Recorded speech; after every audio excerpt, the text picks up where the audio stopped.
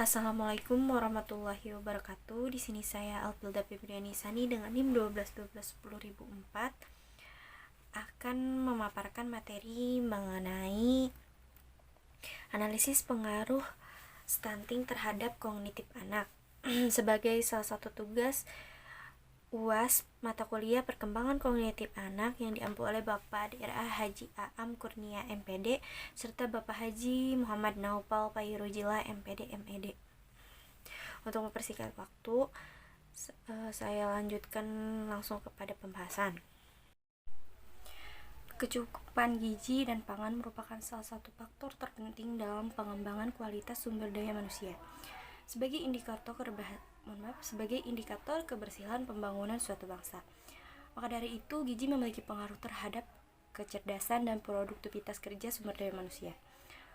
Adapun salah satu permasalahan gizi yang dialami anak di Indonesia adalah stunting.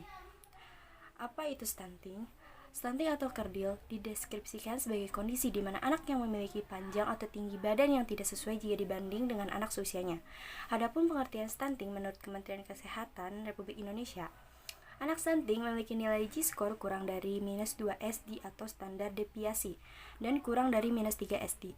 Adapun pendapat dari Bloom, stunting merupakan bentuk dari suatu kegagalan pertumbuhan atau growth faltering akibat yang berlangsung lama sejak masa kehamilan sampai anak berusia 24 bulan. Di mana akumulasi ketidakcukupan nutrisi, keadaan tersebut diperparah dengan tidak terimbanginya secara memadai kerja tubuh atau child grow up. Stunting merupakan gangguan pertumbuhan yang dapat mengindikasikan adanya gangguan pada organ-organ tubuh, di mana salah satu organ yang paling cepat mengalami kerusakan pada gangguan gizi ialah otak. Otak merupakan pusat syaraf yang sangat berpengaruh terhadap respon anak untuk melihat, mendengar, berpikir, dan melakukan gerakan. Ada penyebab atau faktor terjadinya stunting. Yang pertama, sebab orang tua yang tidak memiliki pengetahuan mengenai stunting yang cukup memadai. Lalu ada faktor pola pemenuhan gizi yang kurang, pemenuhan fasilitas kesehatan dasar, serta pola pengasuhan. Hal tersebut bisa berpengaruh terhadap terjadinya stunting.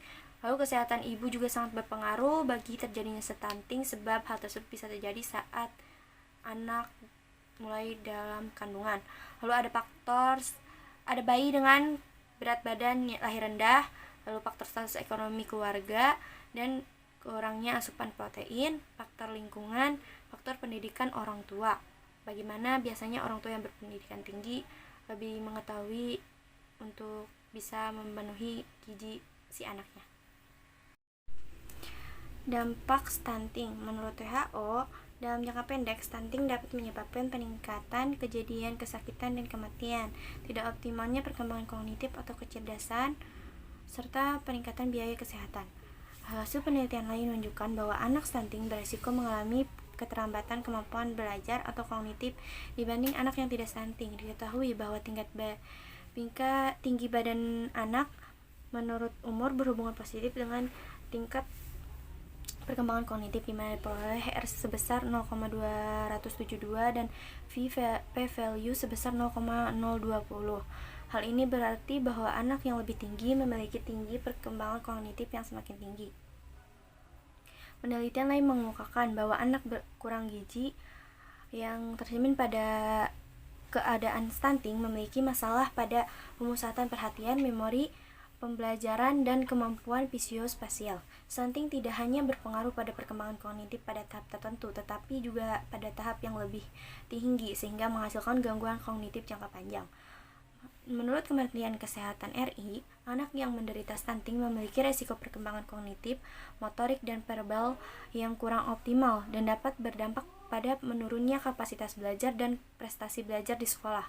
Menurunnya kapasitas belajar dan performa anak pada masa sekolah dapat mengakibatkan produktivitas dan kinerja saat anak dewasa juga menjadi tidak optimal. Penelitian lain menyebutkan bahwa stunting memiliki dampak terhadap menurunnya intelektualitas dan kemampuan kognitif anak.